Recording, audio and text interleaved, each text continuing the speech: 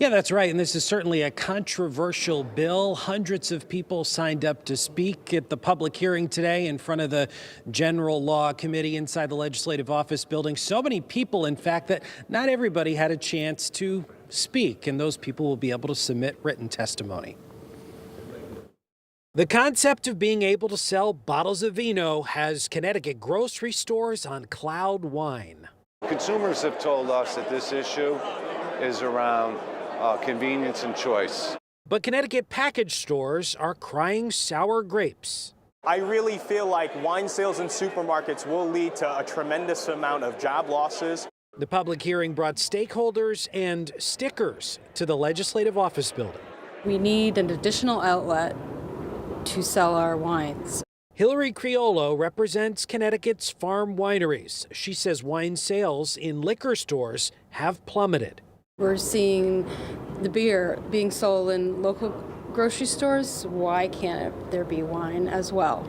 But despite a provision in the bill that wouldn't allow any food store within 1,000 feet of an existing package store to sell wine, liquor store owners still tell Fox 61 not only would this bill result in revenue and job loss for them, but fewer choices for consumers. If supermarkets get wine, we're going to see those selections plummet.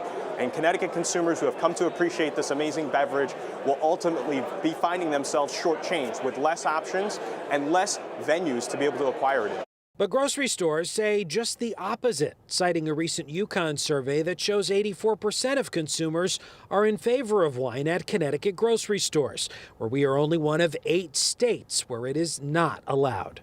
The idea that every single bottle of wine bought in a grocery store comes at the expense of a package store is just not true. And even among this bill's supporters, there are some sticking points, including a provision that would only allow grocery stores to sell wine from wineries that produce up to 100,000 gallons of wine per year. But those farm wineries who I talked to today, they say that they actually produce about half of that. They want that threshold lowered so that way there's less competition on store shelves. We're live here inside the Legislative Office building in Hartford. Matt Karen, Fox 61 News.